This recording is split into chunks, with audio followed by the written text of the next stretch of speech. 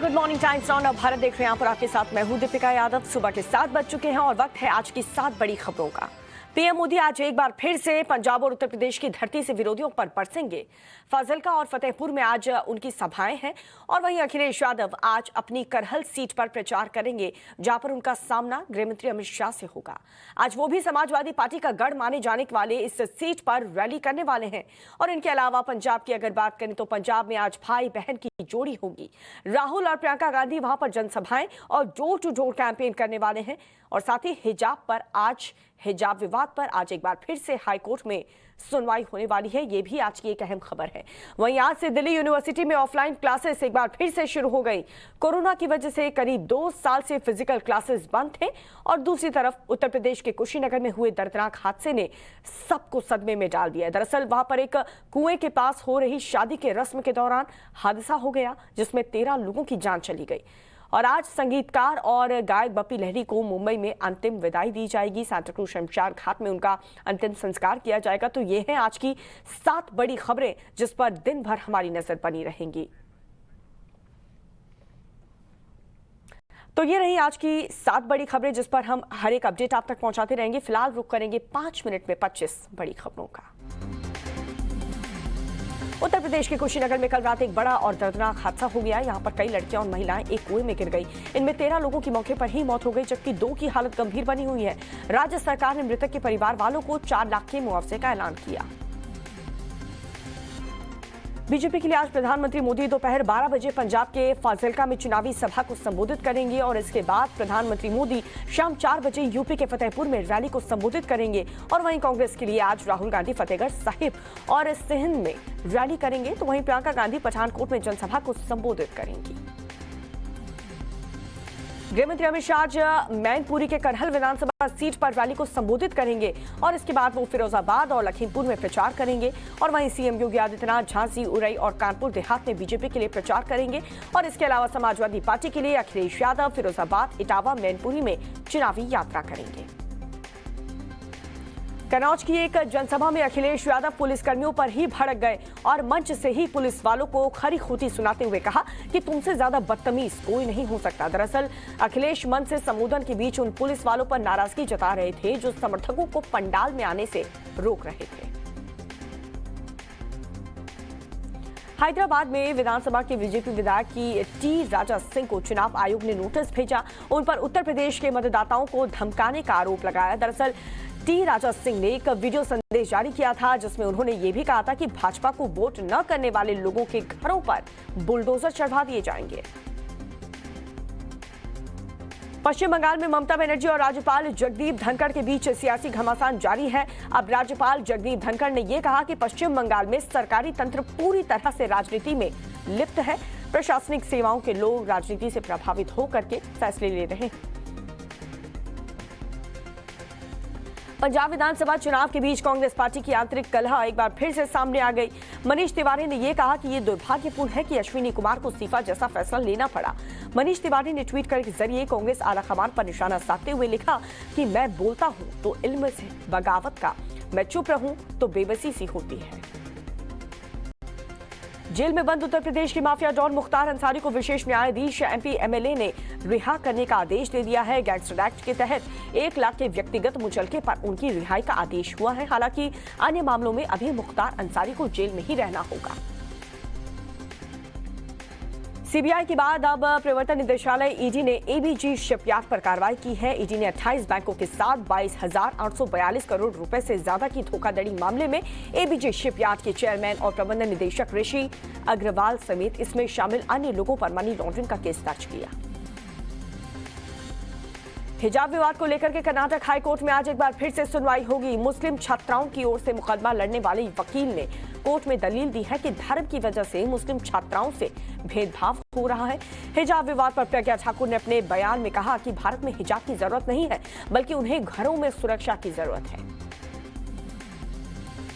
Delhi university में आज से फिजिकल क्लासेस शुरू हो जाएंगे। छात्र लंबे समय से दिल्ली यूनिवर्सिटी खोले जाने की मांग कर रहे थे और वहीं कोरोना केस में कम आने के बाद अब दिल्ली यूनिवर्सिटी और उससे जुड़े कॉलेज को आज से खोला जा रहा है। मुंबई में एक तांत्रिक का काला कारनामा सामने आया, जहां पर एक युवक और युवती को तांत्रिक ने अपने माया जाल में फंसाने की कोशिश की।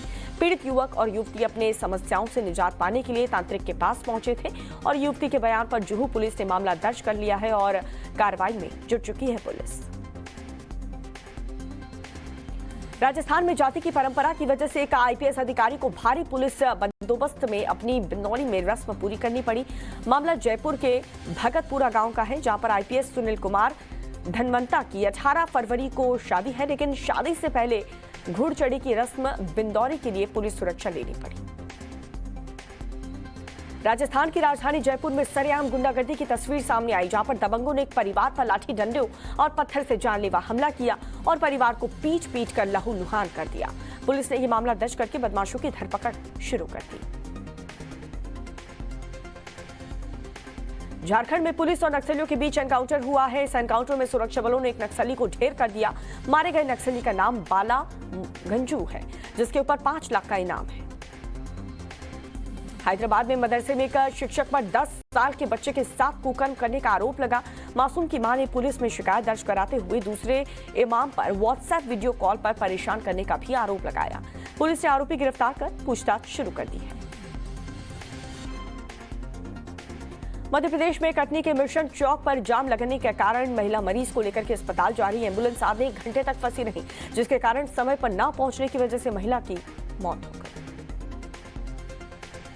रूस यूक्रेन के बीच जारी टेंशन को लेकर के आज अफ्रीकी शिखर सम्मेलन में इसकी चर्चा होगी। सम्मेलन में दोनों देशों के बीच हालात को सामान्य करने पर चर्चा की जाएगी।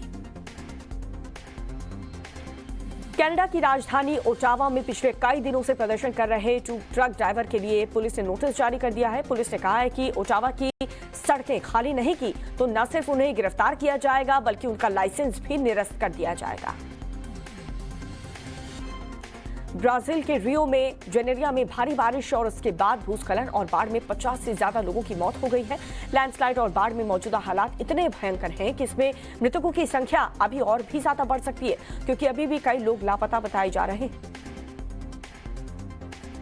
न्यूयॉर्क का लॉन्ग आइलैंड में भयानक हादसा सामने आया, जहां पर गैसोलीन जा रहा एक टैंकर इमारत में टकराने के बाद से आग का गोला बन गया, जिसके बाद तेज विस्फोट हुआ और टैंकर में भीषण आग लग गई। हादसे में ट्रक चालक की जान बाल बाल बची। मुंबई में आज से वाटर टैक्सी सर्विस की शुरुआत हो रही है। ये कदम जल यातायात को बढ़ावा देने के लिए किया गया है, ताकि सड़क पर से ट्रैफिक कम हो सके। वाटर टैक्सी में लोग 45 मिनट में अपना सफर तय कर सकेंगे। केंद्रीय जहाजरानी मंत्री आज इसका उद्घाटन करेंगे।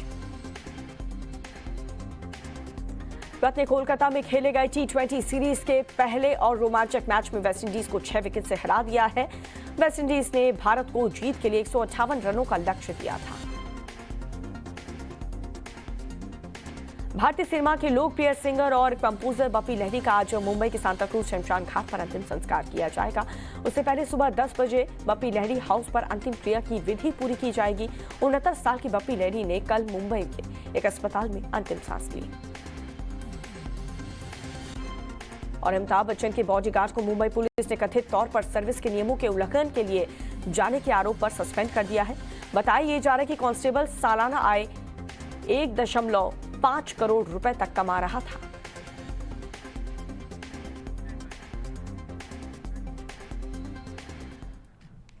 तो ये थी इस वक्त की 5 मिनट में 25 बड़ी खबरें, लेकिन कुछ अहम खबरों का हम रुख कर लेते हैं। उत्तर प्रदेश के कुशीनगर में कल रात एक बहुत बड़ा और बहुत दर्दनाक हादसा हो गया। यहाँ पर कई लड़कियां और महिलाएं कुएं में जा गिरी हैं और इनमें 13 लोगों की बताया जा रहा है कि मौत हो चुकी है। कुशीनगर के नेबुआ थाना क्षेत्र में यह हादसा हुआ और उस वक्त जब महिलाएं हल्दी की रस्म निभा रही थी, उस वक्त ये हादसा हुआ है। नौरंगिया गांव में हुए इस हादसे की खबर लगते ही डॉक्टर की टीम मौके पर पहुंची और सीएमओ भी मौके पर पहुंचे। प्रशासनिक अधिकारियों का दस्ता भी घटनास्थल पर पहुंच गया और हादसे में कई लोगों के घायल होने की भी खबर है। दिल दहलाने वाली इस घटना से पूरे जिले में हड़कंप मच गया है कि आखिर यह हादसा हुआ कैसे। इस घटना के बाद से प्रशासन की ओर से पीड़ित परिवार को 4-4 लाख रुपए मुआवजे देने का ऐलान भी कर दिया गया है। तो आप देख सकते हैं कुशीनगर की यह हादसा बहुत ही दुखद हादसा। जासमर हल्दी की रस्म निभा रही थी ये महिलाएं, कुएं के आसपास ये रस्म को निभाया जा रहा था, जिसमें कई महिलाएं और लड़कियां कुएं में गिर गई, उनकी मौत हो चुकी है। 2 महिलाएं ऐसी हैं जिनकी हालत बेहद गंभीर बताई जा रही है। इस घटना में अब तक 11 लोगों की मौत हो चुकी है, जिनके परिवार वालों को 4-4 लाख के मुआवजे का ऐलान प्रशासन की तरफ से कर दिया गया है।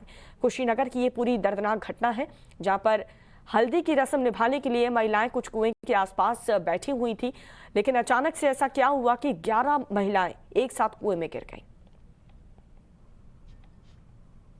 परमेश्वर कुशवाहा को वहाँ हल्दी थी और माटी कोड़ने की रस्म जो होती है, तो गांव की महिलाएं आई थी, भांगड़ा हो रहा था वहाँ। वो कुआं था, उस पर स्लैब था, उसमें अत्यधिक लोग चढ़ गए और स्लैब टूट के गिर गया। कुएं के अंदर लोग पानी था, पानी में चले गए लोग। और जब तक सूचना जो है 13 लोगों की मृत्यु हुई है। जिनकी भी अगर लापरवाही है उस पर जांच करके कार्रवाई की जाएगी और जो मृतक परिजन है उनको हर एक मृतक को 4 लाख रुपए का जो राहत आर्थिक सहायता भी दी जाएगी। और बताया जा रहा है कि जिस वक्त ये हादसा हुआ तब महिलाएं कुएं के स्लैब पर बैठ करके हल्दी की रस्म निभा रही थी और पूजा कर रही थी। तभी अचानक से ये स्लैब टूट गया और इसके बाद कई महिलाएं और बच्चियां कुएं में गिर गई। महिलाओं के कुएं में गिरते ही इलाके में चीख पुकार सी मच गई। आसपास के लोग दौड़े और मदद भी शुरू कर दी। कुएं में गिरी महिलाओं को निकाल करके स्थानीय लोगों की मदद से अस्पताल भेजा गया। मुख्यमंत्री योगी आदित्यनाथ ने भी इस हादसे पर गहरा शोक जताया है। सीएम योगी आदित्यनाथ ने दुर्घटना की खबर मिलते ही जिला प्रशासन के अधिकारियों को तत्काल मौके पर पहुंच करके रेस्क्यू शुरू करने के आदेश दे दिए। लेकिन कई ऐसी महिलाएं जिन्हें तो बचा लिया गया है, जिनकी हालत गंभीर है, लेकिन कई महिलाएं, जिसमें 11 महिलाएं बताई जा रही कि उनकी मौके पर ही मौत हो गई कुएं में डूब जाने की वजह से।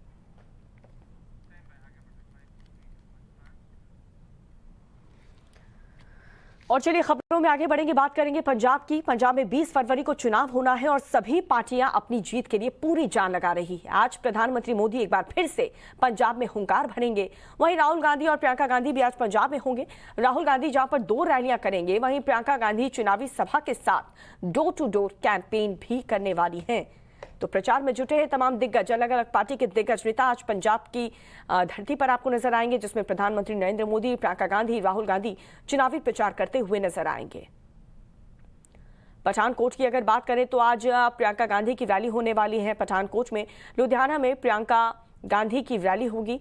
इसके अलावा अगर बात करें बसी पठान और सरिंदा प्रचार करेंगे राहुल गांधी। प्रधानमंत्री नरेंद्र मोदी भी आज डोर टू डोर कैंपेन प्रचार करने वाले हैं। तो सबसे पहले बात कर लेते हैं प्रधानमंत्री नरेंद्र मोदी की रैली की। पीएम आज दोपहर 12 बजे फाजिल्का में रैली को संबोधित करेंगे। उनकी पंजाब में ये तीसरी बड़ी रैली होगी।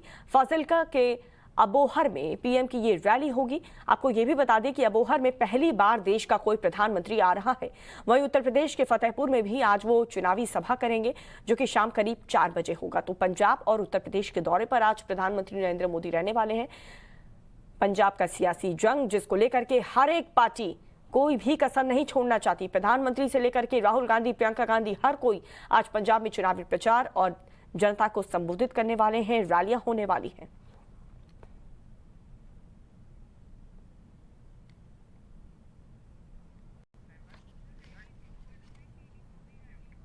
राहुल गांधी और प्रियंका गांधी भी आज पंजाब की जनता के बीच होंगे। राहुल गांधी फतेहगढ़ साहिब में 2 चुनावी सभाएं करेंगे। दोपहर 2:30 बजे और शाम 4 बजे वो दोनों जगहों पर रैली करने वाले हैं।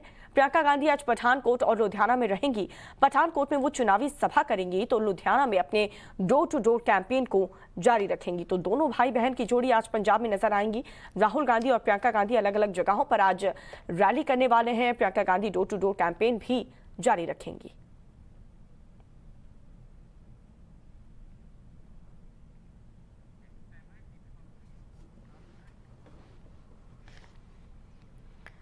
और चुनाव जीतने के लिए मुख्यमंत्री चरणजीत सिंह चन्नी ने सारी हदें पार कर दी। उन्होंने प्रियंका गांधी की मौजूदगी में उत्तर प्रदेश, बिहार के लोगों का मजाक उड़ाया, अपमान किया। और हैरानी की बात तो ये रही कि प्रियंका उन्हें रोकने टोकने की बजाय हंसती हुई नजर आई, ताली पीटती हुई नजर आई। चुनाव उत्तर प्रदेश में भी चल रहा है। ऐसे में चन्नी के बयान पर सियासी घमासान मच चुका है। बीजेपी समेत तमाम विपक्षी पार्टियों ने कांग्रेस को कटघरे में खड़ा कर दिया। अब हंगामा बढ़ने पर चन्नी अपने बयान से पलट भी गए हैं। लेकिन चन्नी के बयान से कैसे लुधियाना से लखनऊ तक सियासी तूफान मच गया है, उनके इस बयान को सुनिए और इस रिपोर्ट को देखिए।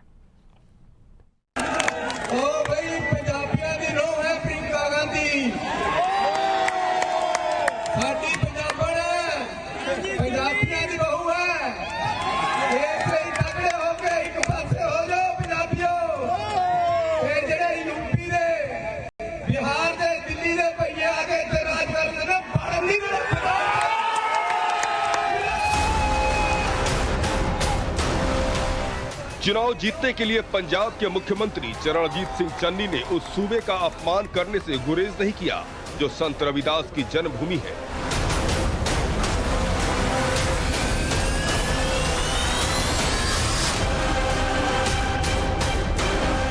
वोट की लालच ऐसी कि चन्नी ने रोपड़ में यूपी वालों का अपमान किया और अगली सुबह ही रविदास जयंती पर काशी पहुंच गए ताकि संत रविदास के अनुयायियों के वोट से कांग्रेस की झोली भर सके। कांग्रेस के मनोनीत मुख्यमंत्री चरणजीत सिंह चन्नी की जुबां उस राज्य का अनादर करने में भी नहीं लड़खड़ाई जो दशम गुरु गुरु गोविंद सिंह की जन्मभूमि है। चन्नी ने यूपी बिहार के लोगों का न सिर्फ अपमान किया बल्कि वहां के लोगों के लिए पंजाब में नो एंट्री की चेतावनी भी जारी कर दी।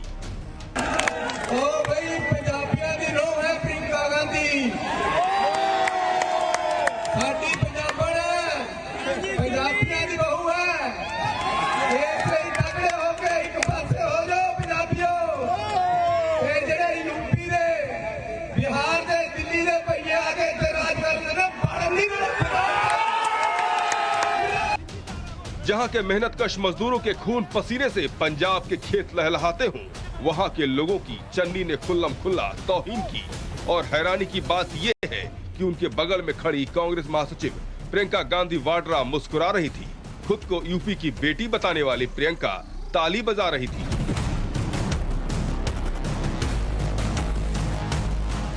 यूपी में कांग्रेस की सियासी कुब्बत कितनी है सब जानते हैं, लेकिन पंजाब में सत्ता कायम रखनी है। ऐसे में प्रियंका के सामने यूपी बिहार का अपमान हुआ और वो लहालोट होती रही।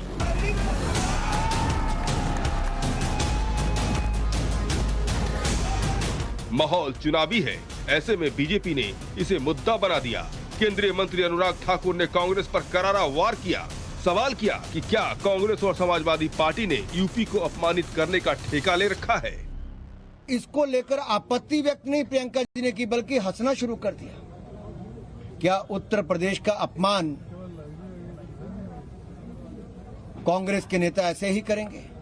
और दूसरी ओर उत्तर प्रदेश को गुंडा कहने वाली, उत्तर प्रदेश के लोगों को गुंडा कहने वाली बंगाल की मुख्यमंत्री ममता बनर्जी जी कहती हैं कि उत्तर प्रदेश के लोग गुंडे हैं, तो अखिलेश यादव जी उनका बड़े बड़े बुक्के देकर स्वागत करते हैं। तो मेरा कांग्रेस और सपा से ये सवाल है, क्या उत्तर प्रदेश को अपमानित करने का आपने ठेका ले रखा है? क्या उत्तर प्रदेश के लोगों को गुंडे, भैये और ये सब कहने की जो भाषा है उसका आप लोग समर्थन करते हैं? पंजाब में कांग्रेस की हरकतों पर झाड़ू फेरने की कवायद में जुटे अरविंद केजरीवाल ने भी चन्नी के बयान की मजम्मत की। यूपी में खाता खोलने को बेताब AIMIM चीफ असुबेदीन ओवैसी ने भी सीएम की कुर्सी पर बैठे चन्नी की भाषा पर एतराज जताया। तो प्रियंका ये कहते हैं कि मैं यूपी की बहू हूँ और यहाँ पे आके चन्नी जी ये कहते हैं कि बाहर वाले यूपी वाले जो भैये हैं उनको राजनीति करना चाहिए। आपको लगता है कि तो फिर उनको प्रियंका को नहीं आने देना चाहिए यहाँ पे? प्रियंका को क्यों बुलाते हैं? जब प्रदेश के मुख्यमंत्री को दूसरे प्रदेश के लोगों के बारे में इतना डिरोगेटरी तरीके से बात करना बिल्कुल गलत है। वो एक संवैधानिक पोस्ट पर है, उनको जेब नहीं देता और जिस ओहदे पर है उसका इकबाल रखना चाहिए। तो उन्होंने जिस तरह से ये बात कही है मैं उसको नहीं मानता, मैं उसको कंडेम करता हूं और बिल्कुल गलत कहा उन्होंने। चन्नी के बयान पर अकाली दल ने भी हमला बोला कि प्रियंका गांधी तो राहुल गांधी जवाब दे, चन्नी दे जवाब दे। देखो अपना एक देश है, ये अपना एक देश है, आप सारे देशवासी। प्रियंका की मौजूदगी में यूपी बिहार के अपमान पर सियासी घमासान मचा है, लेकिन ये पहली बार नहीं है जब कांग्रेस के प्रथम परिवार पर ऐसा आरोप लगा है। राहुल गांधी भी कई बार यूपी बिहार का माखौल उड़ा चुके हैं। पिछले साल 24 फरवरी को राहुल ने दक्षिण भारतीयों की समझ को उत्तर भारतीयों से बेहतर बताया था, तो 13 मार्च 2019 को उत्तर भारत की तुलना में दक्षिण भारत की महिलाओं की स्थिति बेहतर बताई थी।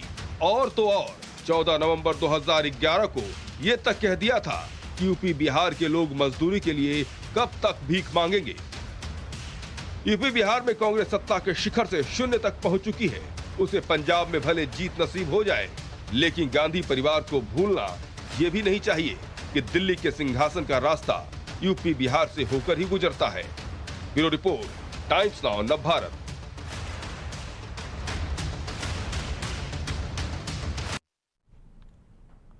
और पंजाब के बाद अब बात कर लेते हैं उत्तर प्रदेश के रण की। आज उत्तर प्रदेश में कई सियासी सुरमा अपनी पार्टियों की जीत के लिए प्रचार करेंगे। सीएम योगी आदित्यनाथ से लेकर के केंद्रीय गृह मंत्री अमित शाह, समाजवादी पार्टी के अध्यक्ष अखिलेश यादव और बीएसपी सुप्रीमो मायावती भी आज प्रचार मैदान में उतरेंगी। चुनाव के चरण जैसे जैसे नजदीक आते जा रहे हैं, वैसे वैसे नेता कैंपेन में अपना पूरा दम लगा रहे हैं। तो योगी आदित्यनाथ, अखिलेश यादव, मायावती, गृह मंत्री अमित शाह आज उत्तर प्रदेश के रण में नजर आएंगे।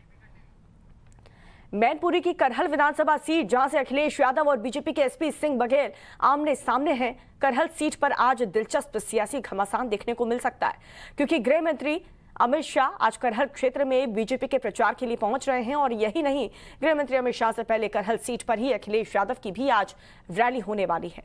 अखिलेश चुनाव कैंपेन करेंगे और जनता से अपने वोट के लिए अपील करेंगे।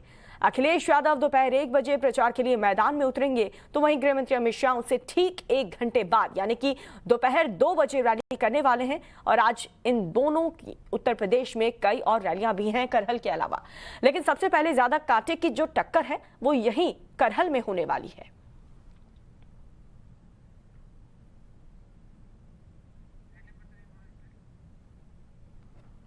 तो उत्तर प्रदेश का ये महाभारत चुनावी रण के लिए देखिए, तमाम पार्टी के दिग्गज नेता आज चुनावी मैदान में होंगे। अलग अलग नेताओं की रैलियां होने वाली है। बीएसपी सुप्रीमो मायावती से लेकर के गृह मंत्री अमित शाह, अखिलेश यादव, मुख्यमंत्री योगी आदित्यनाथ आज उत्तर प्रदेश में जो अगले फेज में वोटिंग होने वाली है उन इलाकों में नजर आएंगे। करहल सबसे इंपॉर्टेंट, जहां पर गृह मंत्री अमित शाह, अखिलेश यादव आज रैली करने वाले हैं।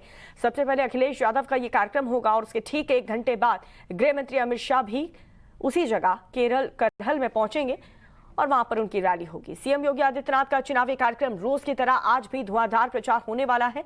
सीएम योगी आदित्यनाथ झांसी की बबीना सीट से दिन के प्रचार अभियान की शुरुआत करेंगे और इसके बाद गरौठा विधानसभा में सीएम योगी आदित्यनाथ की रैली होने वाली है। सीएम योगी आदित्यनाथ आज जालौन, उरई विधानसभा सीटों के लिए भी बीजेपी प्रत्याशियों के पक्ष में मतदान की अपील करेंगे। और इसके अलावा अगर बात करें तो कालपी, कानपुर देहात, सिकंदरा और सरोजनी सीट पर भी सीएम योगी आदित्यनाथ का चुनावी कार्यक्रम होने वाला है।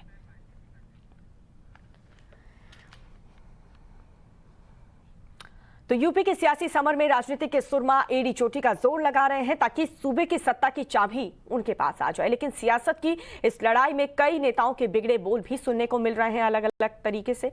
ताजा मामला अखिलेश यादव का है। दरअसल अखिलेश यादव कल कन्नौज में चुनाव प्रचार के लिए पहुंचे थे और वहीं पर सभा के दौरान कुछ ऐसा हुआ कि रैली में अपने भाषण के बीच में ही रुककर अखिलेश यादव पुलिस वालों पर बरस पड़े। पुलिस वालों, पुलिस पुलिस पुलिस पुलिस वालों, क्यों कर रहे हो ये तमाशा? तुमसे ज्यादा बदतमीज कुछ नहीं हो सकता। क्यों ऐसा कर रहे हो भाई? ये लगता बीजेपी वाले करवा रहे हैं। ये बीजेपी वालों ने रेड कार्ड इश्यू किए थे, याद है कि नहीं याद है? और एक जात के अधिकारी थे, एक जात के अधिकारी थे जिन्होंने अन्याय किया था।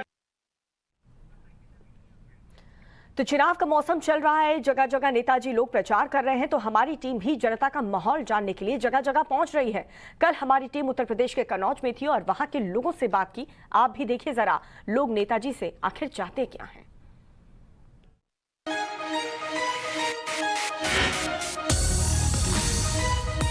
हेलो, हाँ हेलो, जय श्री राम। भगवान से कोई काम नहीं चलेगा। ठीक है, तो पहले ही भगवान लेते। आएगा जब नतीजा तो अखबार देख लेना।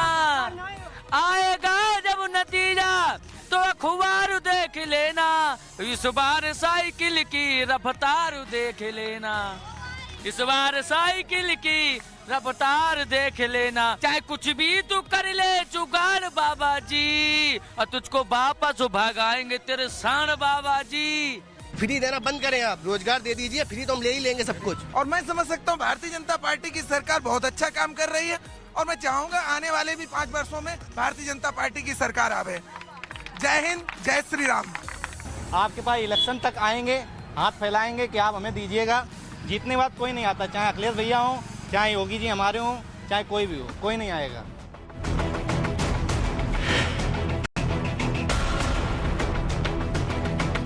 माननीय अखिलेश जी की सरकार में कभी भी गरीबों को कुछ लाभ नहीं मिला, जैसा कि आज माननीय योगी आदित्यनाथ जी की सरकार में गरीबों को लाभ मिल रहा है। गुंडाई बिल्कुल खत्म हो चुकी है, जो माननीय अखिलेश जी के राज में चरम पर थी।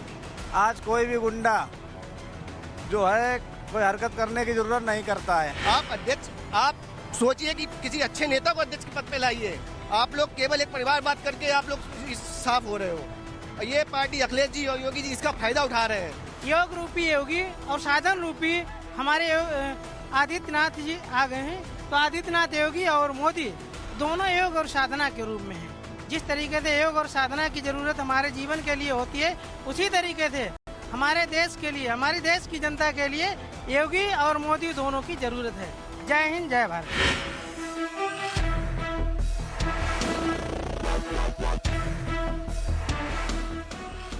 बस यही है कमी है कि मान लो स्कूल खुल जाए, बच्चा घर में मान लो बहुत परेशान कर। लेकिन इनको थोड़ा बहुत इस पे ध्यान देना चाहिए। चिकित्सा और शिक्षा जो सरकारी स्कूलों में 60-70 हज़ार रुपए ले रही है, मतलब टीचर लोग जो ले रहे हैं, उसके बच्चे कोई अधिकारी नहीं बन पाता, ना डीएम बन पाता, ना एसपी, ना कोई नौकरी लग पाती है। कमाओ इतना डीजल, हाँ पेट्रोल, हाँ सब हमारे, हाँ लूट के भरदोग है। अरे भाई जनता जाए तुम्हारे खत्म। योगी मोदी जिंदाबाद, जिंदाबाद, जिंदाबाद।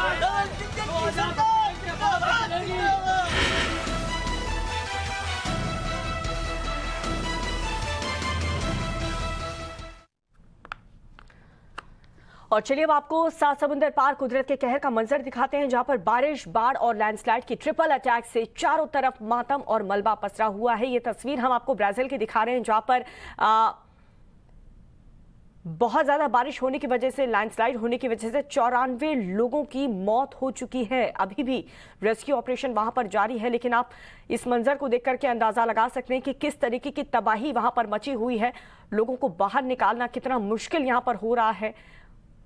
तेज बारिश की वजह से और मलबा गिर जाने की वजह से, लैंडस्लाइड की वजह से ये बहुत बड़ा और दुखद हादसा हुआ। 94 लोगों की अब तक मौत इस हादसे में हो चुकी है, इस तूफान में हो चुकी है।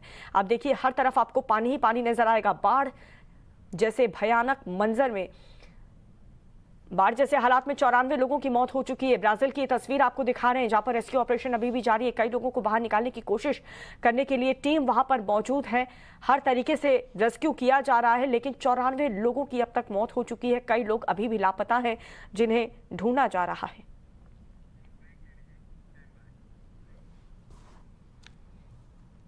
और इन्हीं तस्वीरों के साथ फिलहाल रुकने एक बहुत छोटे से ब्रेक के लिए खबरें आगे भी जारी हैं। आप देखते रहिए टाइम्स नाउ भारत।